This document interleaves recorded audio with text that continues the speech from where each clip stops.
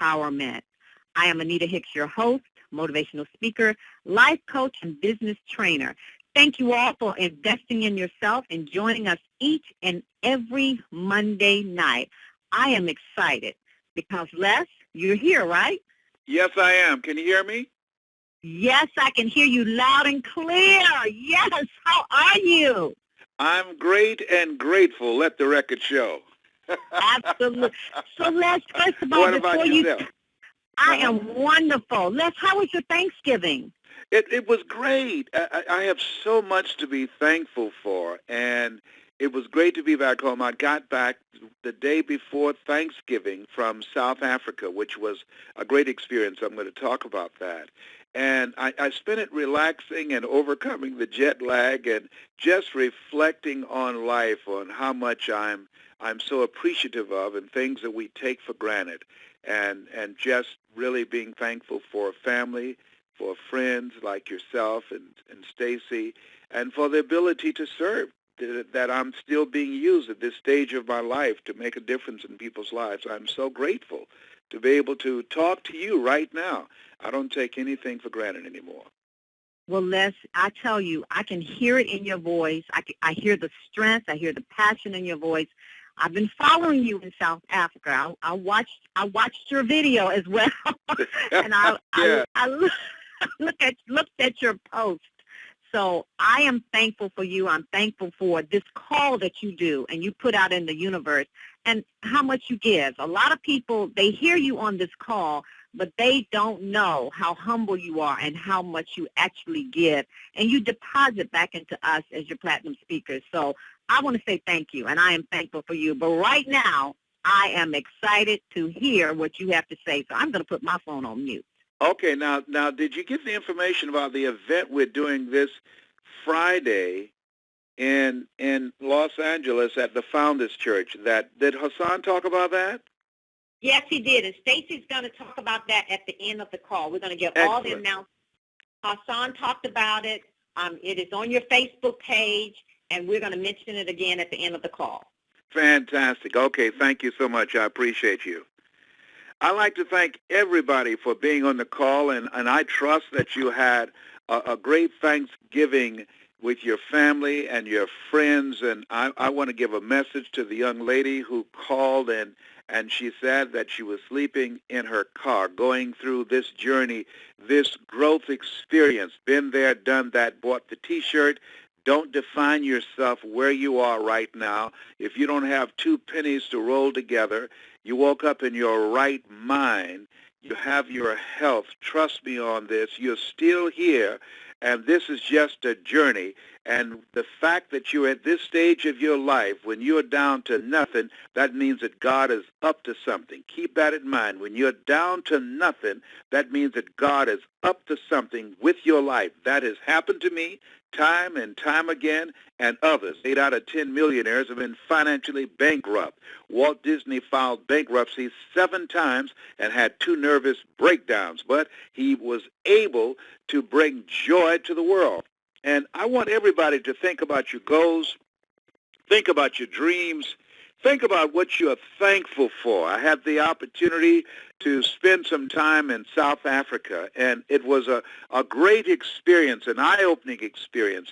I want to say congratulations to Candace Haynes, who's one of our platinum speakers. She's 25 years old, a former Marine out of Fort Lauderdale, really out of Miami, but lives in Fort Lauderdale. And she did an outstanding job. For those of you that don't know, our goal and objective is to train 100,000 voices of hope and help to accelerate the careers of people that are serious. And Candace is one of those individuals that's serious. She's a marketing genius and help people to package themselves and market themselves on the internet. But in addition to that, and capturing their image on video, she's a producer for Tracy Lynn Fashion and Jewelry. But she can speak. And let me tell you, she brought this. She brought the juice. She made the old man work. She worked, she worked that audience in South Africa. She and Dr. Julie, they brought it from down deep. You could hear the drums beating when they got through. Coconuts were falling off the trees. Elephants were roaring and lions. They brought it from down deep. It was an experience. And it was great to see this young person speaking an international plantation a platform and making a difference and living her dream, but also her work ethic and a level of seriousness and humility and versatility and how people connected with her. I want to ask you, what is your dream? I want you to think about that. We're doing an event called Jump Start. Get a jump start on 2014. Let me tell you one of the fascinating things that happened for me. I got a chance to spend time with entrepreneurs and people who are life coaches and people who are seeking to develop their story and learning how they can be able to communicate massively and to create a global brand. And to travel around the world and earn seven figures. And one of the fascinating things about where I was, and I did some interviews with some of the people one-on-one.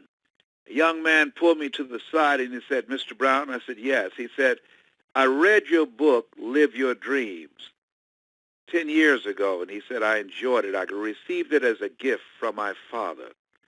And I want to ask you something, sir." And I said, "What is that?"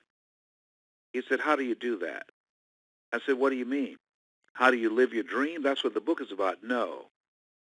How do you dream?" Whoa. Because here, this young man who received my book 10 years ago, and that was 10 years after apartheid, that here's a young man that lived under an oppressive government that they were not allowed to dream. Black people, colored people were not allowed to dream. People from India were not allowed to dream. There was no option for them to become a doctor, to dream about becoming an engineer, to dream about being on television, to dream about becoming an engineer or going to some next level or traveling around the world or buying their own home, owning property, or being financially independent. That was not an option. They were living under an oppressive government that it was a mandate that they could not dream. They could only serve the Africans. They could only serve those who were in control. They couldn't dream. And what struck me, here this young man said, "How do you dream?" And I thought about just coming back home. I couldn't help but reflect so many people who have the opportunity to dream, but don't dream. Don't dream. So caught up in the bling-bling. So caught up in entertainment-driven culture. So caught up in thingism. Only concerned about the things that they can accumulate. And it reminded me of the words of "Lift every voice and sing," James Weldon Johnson. There's a line in there. "Lest our feet stray from the place our God where we met thee. Let our hearts drunk with the wine of the world, we forget thee." And that there's so many young people as well as adults who are so caught up in the distractions of life, who's so caught up in the bling-bling and the tattoos, and so caught up in the distractions that just entertain them and nothing on their minds. Nothing, not living a life of purpose and meaning and value. That if they died now, that the only way that you could know that they're dead if they happen to die in their home is because of a stench coming through the door. But not because of the kind of life that they live, where they were making a difference, where they were making a life that had some contribution, where they were able to give some service that people would be talking about them for years because of the quality quality of their life, because of the impact of their lives, because of the signature that they left and how they lived their lives. Somebody said that life is God's gift to us, and how we live our lives is our gift to God. Here's a young man saying, how do you do that? How do you dream? We have others who have the opportunity to dream who won't dream, who won't go to school, who drop out, who spend all of their time filling their minds with head trash and blaming everybody for their situation but themselves. How do you do that? How do you dream? I submit to you that a person who won't dream is just as bad off as somebody who does not know how to dream. Life has changed. What is your dream? How do you see yourself 5 years from now? 10 years from now? What is it you want to do with your life? What will you be worth? What will you be known for? If you died today, what 3 things that you will be known for, that people who gather to celebrate and to recognize your life, what would they be able to say about you? 3 things, 3 positive things they can say about you, that you're being born, you're being chosen by God out of 400 million sperm. Had it made a difference on the earth? What will be said about you when it's all said and done? Thought about that. I was working with these people in South Africa, in Johannesburg. I could see the intensity in their eyes as I spoke, when I did interviews with them one-on-one, each coming in there, feeling a little nervous and apprehensive, wanting me to choose them to be a part of an elite group that I would mentor and work with. And as I looked at them and their passion and their drive and their hunger and the intensity in their eyes, the willingness to do whatever is required, the drive to say, please select me. I want to make a difference. I've got a story. I've seen a lot. I've experienced a lot. Select me, please. I want to go into the bush. I want to go into the villages where there's no light. I want to go to the villages where they have no electricity. I want to go into the villages where they don't have running water and speak to them and speak life into them. Choose me. Help me make a difference. Help me go out and reach those who the government feel unreachable. Help me go to the tents. Help me do my missionary work. Help me answer this call on my life that I have got to do. What is your dream? Not one of the individuals that I interviewed that came to talk, that waited in line to be chosen, not one of them said in the interview, I want to make a lot of money. That was not their primary objective. And that resonated with me.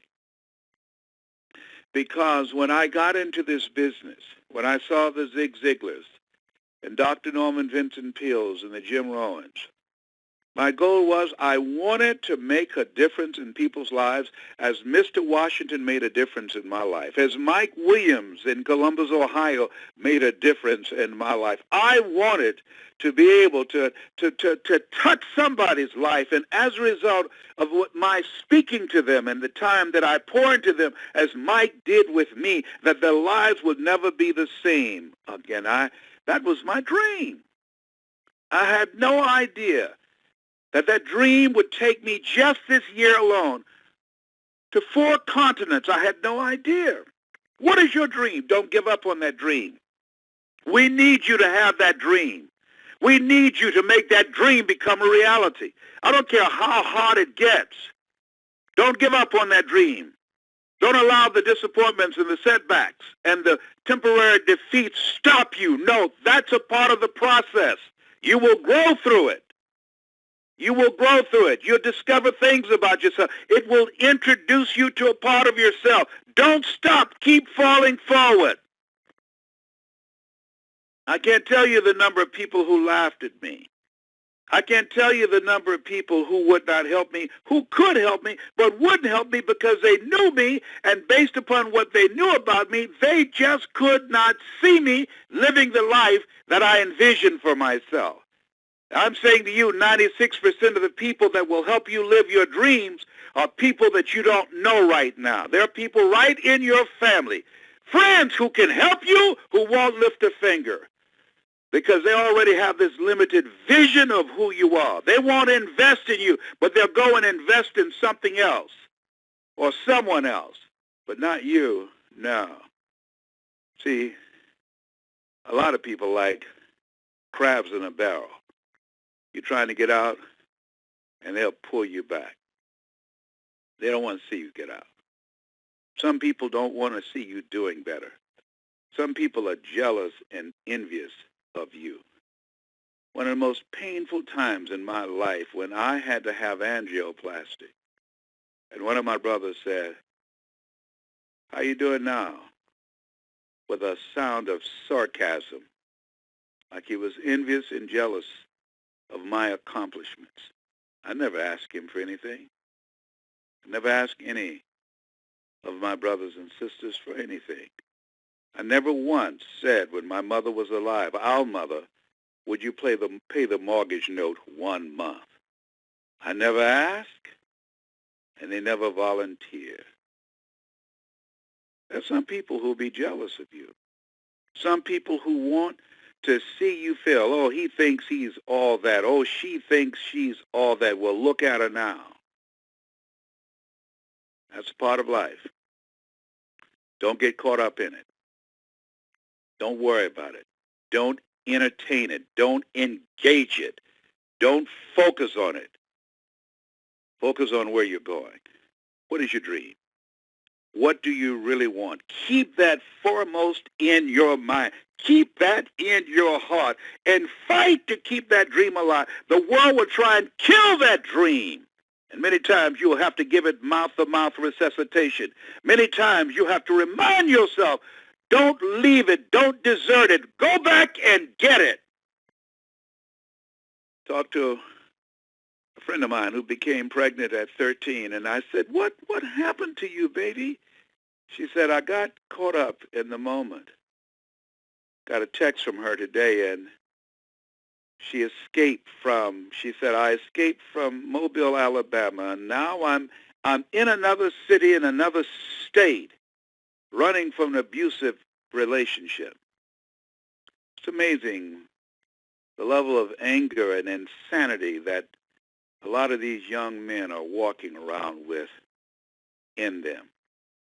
And there she is starting all over again now with 4 kids, starting all over again. Brilliant, but made some bad choices. And I'll never forget, what happened, baby? You know better. She said, I got caught up in the moment. I didn't say anything else because I know, being honest, that when I was younger, I was young and dumb. I made some decisions that did not represent the best and the highest in me. I made some decisions when I got caught up in the moment. I'll never forget when George Wallace, a comedian, saved me from being on the front pages of the Washington Post when I got caught up in the moment of anger, and I was about to fight a program director with Radio 1 in Washington, D.C., and he stepped between us and he said, Les Brown, no one knows him, but everybody knows you. You can't hit that man. He's baiting you. He's testing you. He's goading you. Don't go for it, man. Don't go for it. I've heard you say anger is the wind that blows out the lamp of the mind.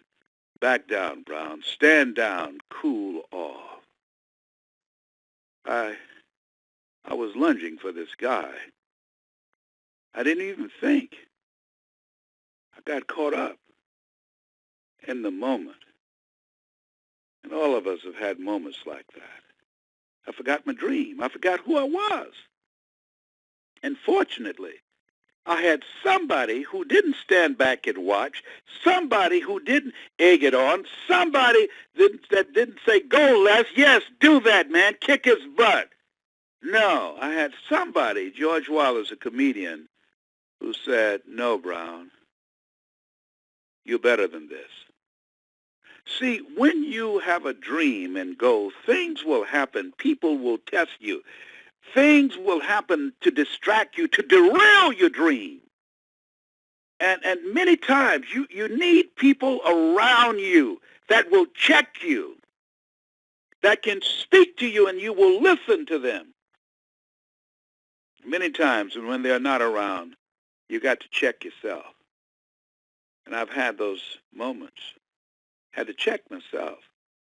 When I had moments of fear, when I was in environments where I had to speak, and I had to convince myself while I was pacing back and forth behind the curtains and being nervous, and people who went before me, and they were strong and good and mesmerized the audience, and I was intimidated. I had to check myself and said, you don't have to compete with them. You've got a voice. You've got a story. You can speak. Just be you. I had to check myself. Just be you. There's not another Les Brown, Mamie Brown's baby boy. You corner this market here. This is you. This is what you do. This is who you are. See, sometimes in life, when you have a goal, you have a dream, you got to check yourself. You got to talk to yourself and convince yourself, encourage yourself that I can do this. And I have to ask you a question. Who's around you? Constantly look at yourself and ask yourself this question. Who's around me? Who's in my circle? Who's in my ear? Because the relationships in your life, they're either lifting you up or they're taking you down. There's no middle position. There's no holding position in life. They either elevate you or they are compromising your strength and your power. Who's in your circle? Who's in your ear? Who's influencing you? Studies indicate you earn within $2,000 to $3,000 of your closest friends.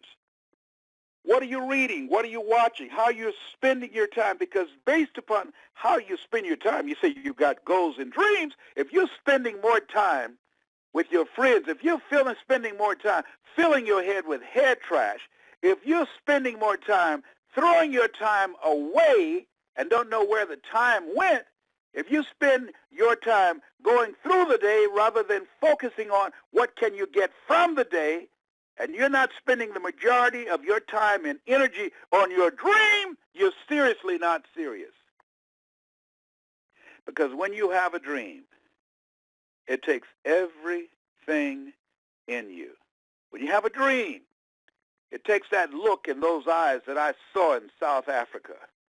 It takes that level of energy and intensity that I felt from them. When you have a dream, it takes a mindset that I'm going to make it happen no matter what.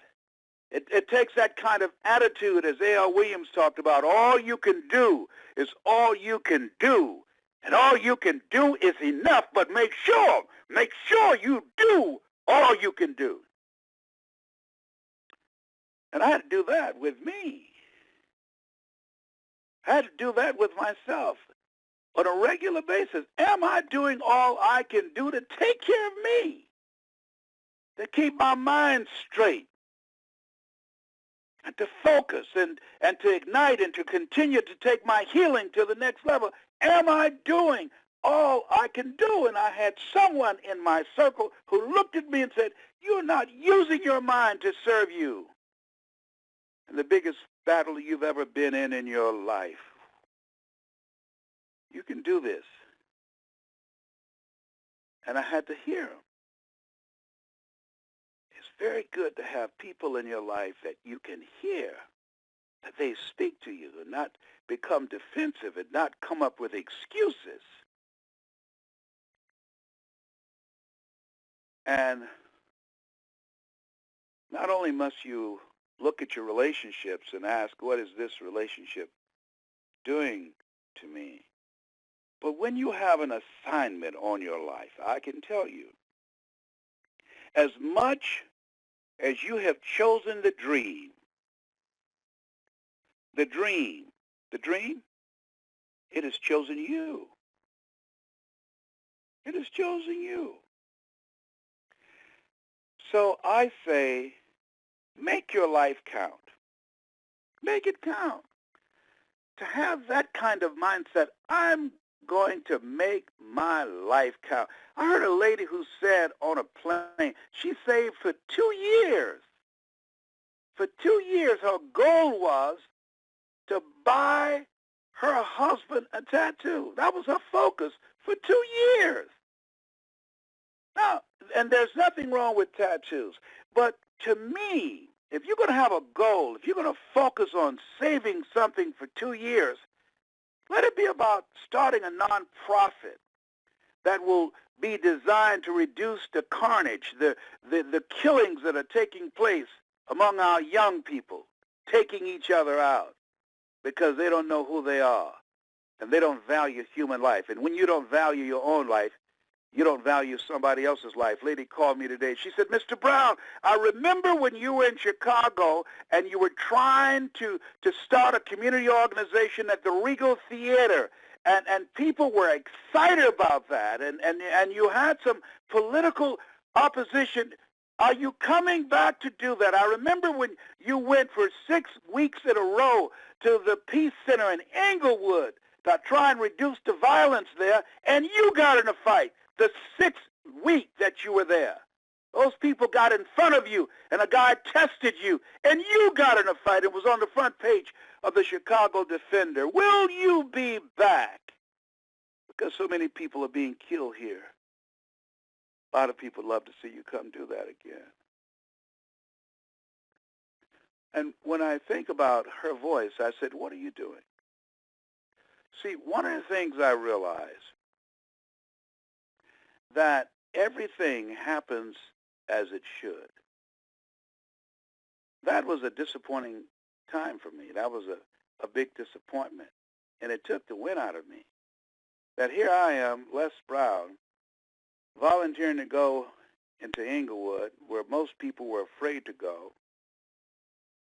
And a guy confronts me with 5 other young men standing around, backing him up, at a crowd of about 100 people, and he didn't know me well because Liberty City came out. He didn't know me well because Overtown came out. I came from Overtown in Miami, Good Bread Alley, and Bucket the Blood, where we used to have signs say, do your cutting and shooting on Monday, Tuesday, Wednesday, Thursday, and Friday, and avoid the weekend rush. He got up in my face, and I said, if I'm going to go down, I'm going down by swinging first, and I hit him first and got in his chest. He was stunned, 6'4". He was shocked, and I knew the crowd would intervene before they just picked my butt up and threw me in the bushes. Well, I'll never forget the look in his eyes when I hit him and grabbed him. I don't know. He was like, you fool, do you not see these 5 young boys standing around me, and I'm looking down at you? You going to hit me? Yes. Let me tell you something. When you have a goal and dream in life to do something, there are going to be some bullies that will get in your face, that'll bully you. Friends, loved ones, people who should be there to encourage you will be there to tell you you can't do that. Bullies of all kinds, who are negative, who won't lift a finger to help you. Goliath was a bully, but he lost. David had 5 stones, but he only used 1. I'm saying to you, when you have a goal, you have a dream that's worth anything at all, it's going to be a struggle. It's going to be a fight. Something's going to happen. I'm telling you what I've learned and what I've lived and what I've witnessed and what I've gone through. But that's not there to stop you. They meant it for evil, but God meant it for good. You're going to learn some things about yourself. You're going to develop some skills and some faith and some confidence. No test, no testimony. You need to write that down. Life is just testing you. No test, no testimony. No guts, no glory. No. It's a great time. It's a great time. Don't listen to the naysayers. This is a great time that you have to be resourceful. You have to have courage. You've got to be creative. You've got to be relentless. You want to be surrounded with people who are going someplace, who want something out of life, and come out among people who don't want to do anything in life but talk. Come out from among them. But you're cut from a different cloth. Henry David Thoreau said, if a man doesn't keep pace with his companions, perhaps he's listening to the beat of a different drummer. Let him dance to the music that he hears, however measured or far apart. You are different, the fact that you're listening to me. You are different, the fact that you're building an organization. You are different, the fact that you've said, I'm going to create my own income. You are different. The fact that you said, if nobody's going to give me a job, I will create my own. The fact that you said, I can do more. I deserve more. I'm willing to do whatever it takes to take care of my family, whatever it takes to control my destiny, whatever it takes to move my life to another level, whatever it takes to buy my mother a home, whatever it takes to provide for my family, whatever it takes so I'm not stressed out of my mind working a job that's beneath my intelligence. No, I'm not going out like this. No, no, that's not me. No. Henry David Thoreau also said, a man doesn't keep pace with his companions. Perhaps he's listening to the beat of a different drummer. Let him dance to the music that he hears, however measured or far apart. You're different. You're uncommon. You're listening to a different beat. All of us are born unique, but most people die copies. But one so-called celebrity start wearing earrings, and then you start seeing everybody, men, wearing earrings. When I was a little boy, you didn't wear no earrings in Goodbread Island, Bucket of Blood, in Liberty City. What? Earrings? Come on. Can you imagine they had to have a dress code at Morehouse where Dr. Martin Luther King walked the campus? They have a dress code for men that you can't come up in here with your fingernails painted. Can't come up in here wearing no pale pushers.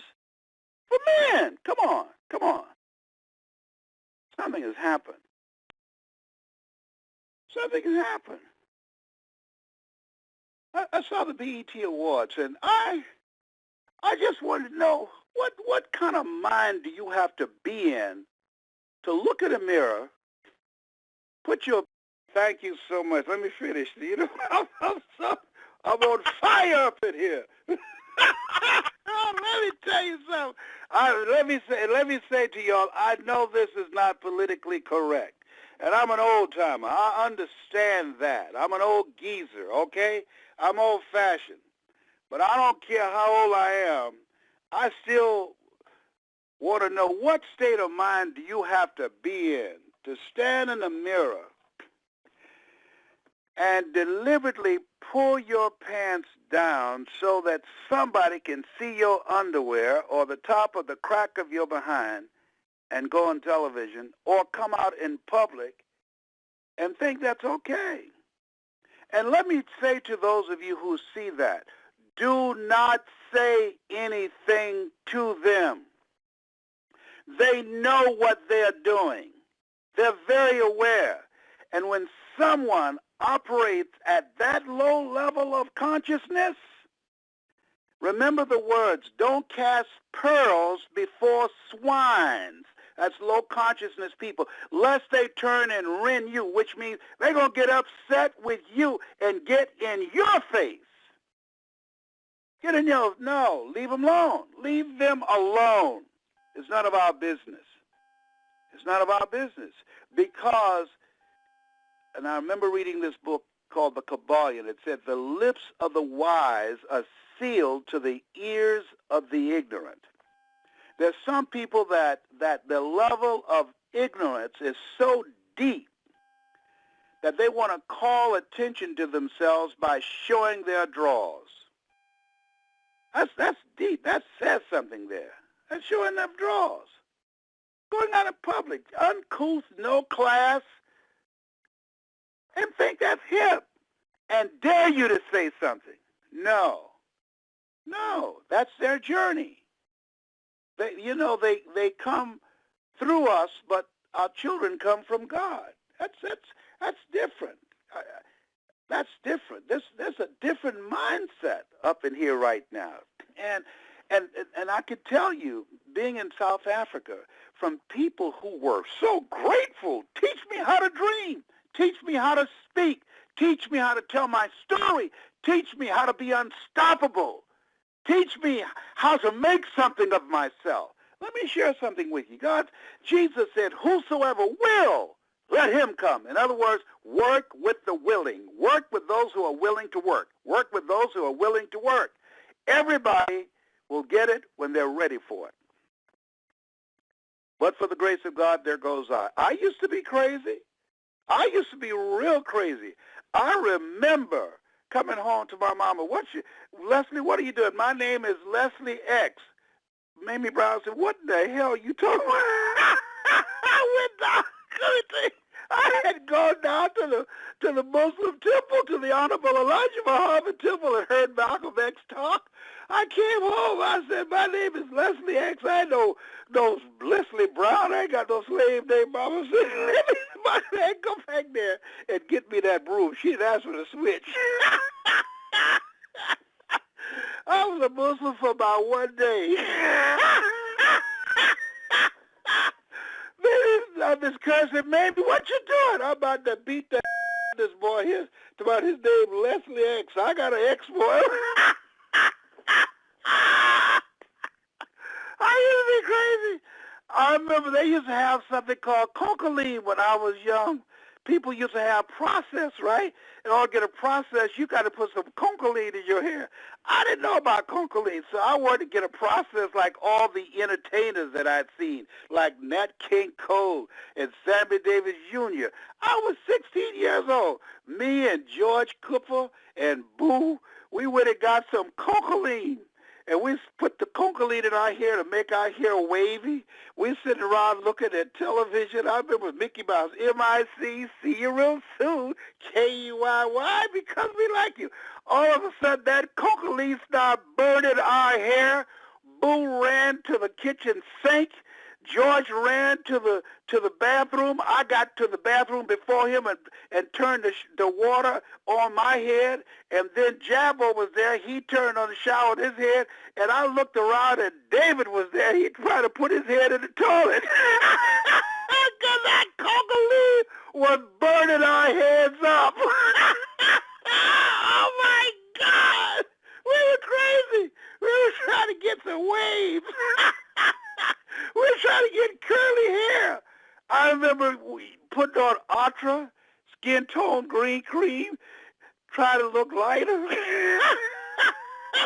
Black wasn't beautiful then. This is before James Brown put out, say it loud, I'm black and I'm proud. Oh, no, this is the time you want to get killed. Call somebody black. I'm telling you what I know. I'm not making this up. I'm not making this up. This is real. We've all had these moments where we've been crazy, just straight out of our minds. We all had moments when we've been temporarily insane, where we look back on our lives and say, what state of mind was I in? And I'm sure I'd like to be around here when many of these young people get old and got tattoos in their faces and all over when they get up in their 60s and 70s. Start sagging. Say, what state of mind was I in when I did that? I mean, a permanent fad. Oh, my gosh. Boy, this thing called life. Isn't it wonderful? I'm just so grateful that I'm here.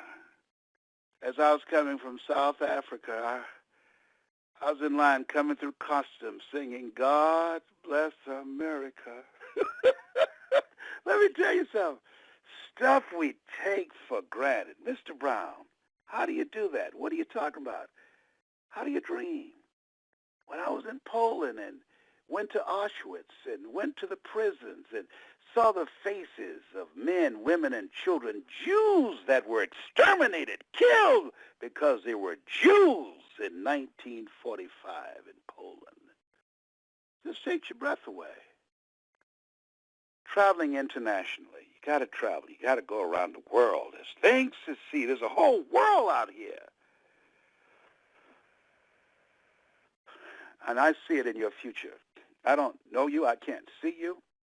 But the fact that you're listening to me says that you are cut above. The fact that you have not hung the phone up and turned on the television. The fact that you're still here says there's something in your heart of hearts that says there's another world out here, and I want to live a bigger life. And I see that for you. I see that for you. If you're sleeping in your car, if you're sleeping on a friend's couch, if you don't have two pennies to rub together, I see you. I see you living your dream. I see you having the power to do more and to have more. I know what Willie Jolly meant when he said a setback is a setup for a comeback. You're down to nothing, God is up to something. If you're down to nothing, God is up to something. Don't give up. Stand your ground. Because you've got something special.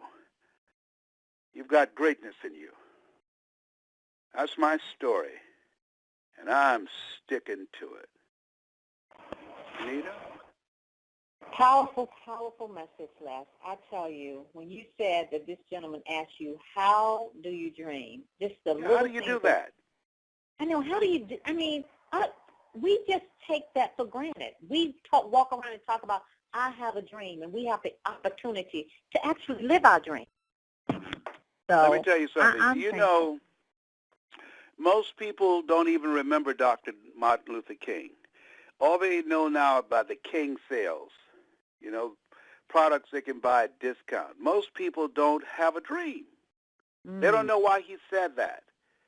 They don't know about the times that when I was a kid and they had a water fountain that black people couldn't drink from the same water fountain as white people. I remember as a kid when didn't know, I was like 5 years old and ran up to this water fountain and started drinking, and my mother started beating me, and I did not have a clue. Why was she beating me like this? And a white policeman was coming. He had a club, and she told Miss Lillian, she said, I hit my son and started beating him to distract the police officer because I didn't want him to bust my son in the head with his club. And he would have. He would have, you know. I remember we got on the bus, and we had to sit in the back of the bus. I remember working with Sam Axelrod, who was my mentor as a kid, selling TVs, and they had signs on Miami Beach, Jews, dogs, and the N-word, not allowed, in that order. Jews, dogs, and the N-word, not allowed. And the Jews bought it and said, y'all come on. I'm telling you. So it is when being in South Africa, where they are just 20 years out from under a regime of apartheid where they were not allowed to dream, and seeing people who are experiencing the pain and don't know the impact that has had and is now having on their psyche, still is. A lot of stuff that we've gone through, we haven't shaken that off yet. Yeah. A lot of stuff. That's why this area of self-development, of working on yourself, developing yourself, becoming a part of a community of collaborative, achievement-driven, supportive relationships, listening to motivational messages, going to seminars and workshops, investing in yourself is so crucial. It's so crucial because most of us don't know that we don't know and we think we know. Yes. It's so crucial. Absolutely. And, you know, you always say what's possible for one is possible for all. And we are actually living in that time. This is the greatest time in the history of the world. In the history, we are living in a time we saw two things that we never thought we would see. One, Nelson Mandela, who spent 26 years in prison opposing apartheid, came out and became the president of that country and was magnanimous enough to turn to his captors and say to them, I forgive you. What manner of man is that? And then President Barack Hussein Obama, born and raised on the south side of Chicago, born in Hawaii, raised on the south side of Chicago, community activist, becoming the most powerful man on the planet, not once but twice in our lifetime. In our lifetime. There are 3 events in our lifetime that we have lived to witness. The first one, 1961, when President Kennedy said, we're going to the moon in 10 years, and we did it in 8. The next one, Nelson Mandela. And the next one, President Barack Obama. And I have to also include the Civil Rights Movement, because for the first time in the history of the world, a minority pushed the majorities back against the wall and got their freedom. That has never happened in the history of the world, that a minority, that we represents 10% of the population, that we were able to fight and get our freedom.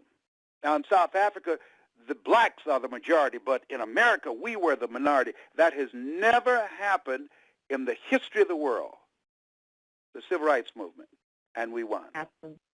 So we can do more than produce athletes and drug dealers. We can do more than walk around with our pants below our butts.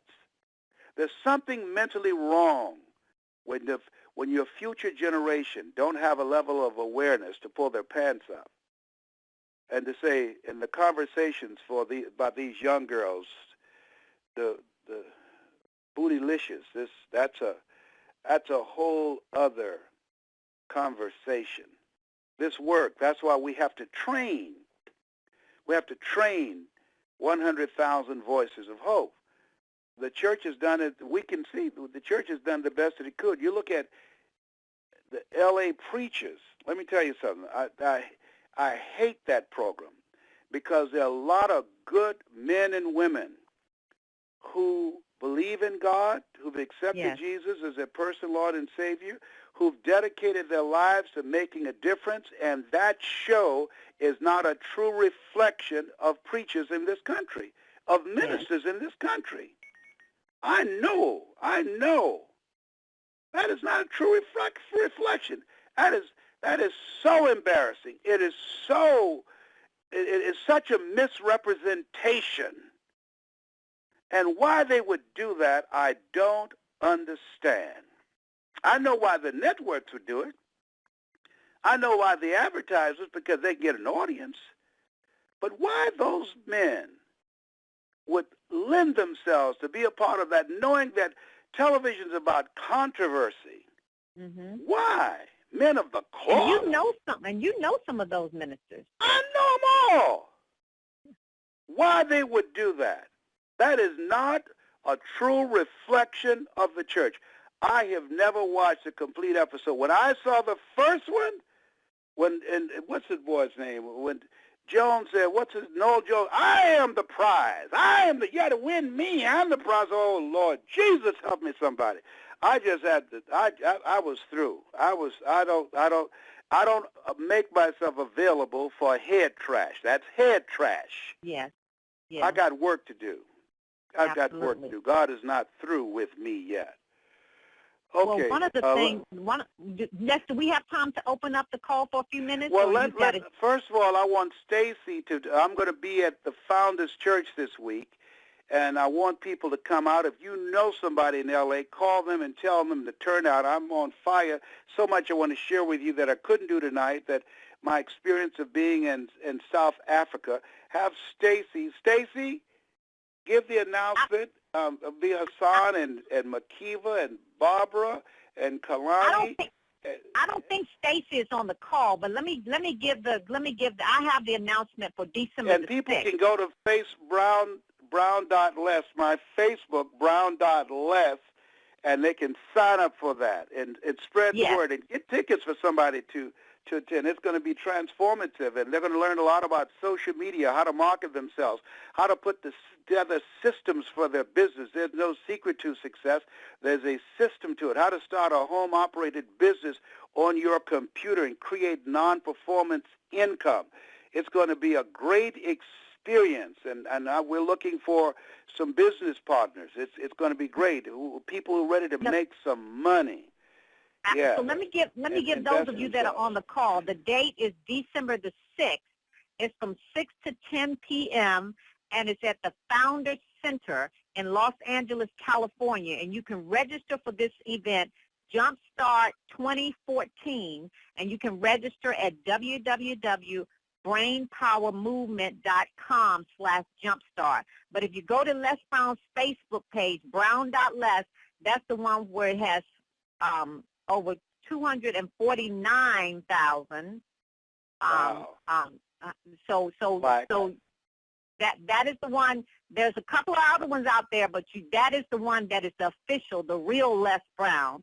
So you can go onto that page and you can register and sign up to see Les Brown in Los Angeles, California. I know that Stacy is doing an event and she wasn't able to get back on the call, but we'll have all the additional calls, all of the other ways that you can stay connected to Les Brown. We announce it every week.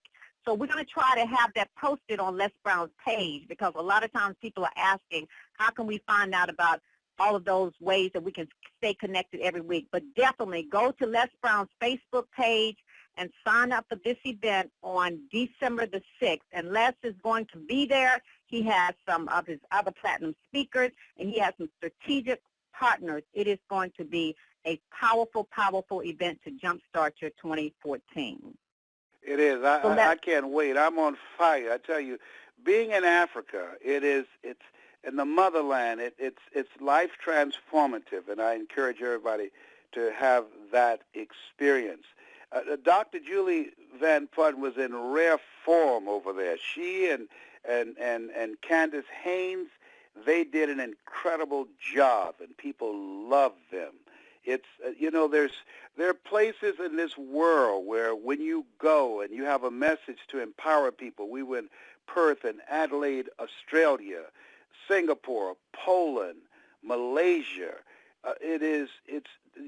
There are people, trust me on this, I believe this with all my heart, that if you have a hunger and a passion to change people's lives, there's somebody somewhere around the world waiting to hear your story, and that they are your assignment. They might hear me, they might hear Dr. Julie, they might hear Candace Haynes, but there's some people, I strongly believe, Anita, that's your assignment, and that when you speak, they will hear you. When you come in, when they see you, they will identify with you. And I believe that we cannot, this is no time to sit back and just allow politicians or religious leaders, politicians say, vote for me, I'll give you a piece of the American pie, or religious leaders saying, do as I tell you to do, and I'll teach you how to live after you die. We need everyday people, ordinary people who want to live an extraordinary life, to use their story. You want to make a difference in people's lives. You got a voice. Trust me on this.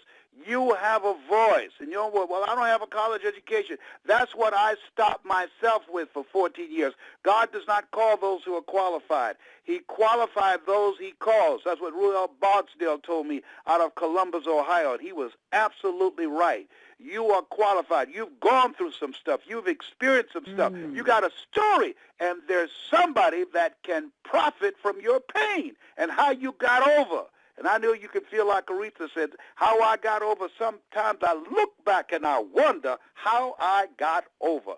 Trust me, I know about that. And I'm saying to you, this is your time to make a difference. This is an incredible time on the planet that we are alive. Thank you. Let me talk to some people, and then I'm having a hot flash right now. We're going to open up for a few minutes, so star 6 to unmute your line now. For those of you that get on every week and we hear you, we appreciate you. Let's hear a few of the callers that don't get on as often. You know who you are. We love you. We appreciate you. So let's hear some new callers. All callers are muted and may unmute themselves by pressing star 6. Mr. Brown? Yes. Hello? Hello? Hello? Hello? We can hear you. Hello, Mr. Brown. Hello, how are you? Good. This is Emilia. I met you recently at a Success Conference in Maryland. Yes. How are you, Amelia? I'm good. Thank you. I've been trying to find out about the workshop on December 14th. Oh, That is Anita, so do you that have that information? I tell you what I want you to do is be on the call next week. I have all the particulars about that, okay? all right. Okay. All right. Thank you so much. Thank you. Hello? Hello? Anita, we got to block everybody out. We got to get a distant system. All callers are muted. You know what? There must be a way in which we can open up each line individually so I can talk to people. Let's talk with the service that we have and see can we work that out, because Absolutely, because right now everybody just jumps on, and we want to hear from you all. So here's what we want you to do. We want you to go on the Facebook page, Les Brown, brown.les, and we want you to post your comments there. Brown.les, and post your comments there. Post your comments there, and we will reach out to you. But we want to hear your comments, and we want to hear your feedback. Well, thank you, Les. I know that we have our platinum call at 9 o'clock, and I know that you are fired up and ready for it. So Let the record show. I know you are. It is 8:58, and so for all of you callers, invite someone on the call next week, and remember to come out to the event in December, and we're looking forward for you all, your participation. Go to brown.les and register for that event. Les, thank you so much. We appreciate you. We appreciate the gift that you bring to the universe, and we look forward to having you on the call next week. Thank you so much. I'm fired up. I'll be ready next week. I was very calm tonight, but next week I'm going to really cut loose. You were not calm. Well, listeners, we thank you. We appreciate you. And as I always remind you, never, ever give up on your dreams, because the world awaits your light, your authentic gift. God bless you all, and God bless your dreams. Good night, everyone.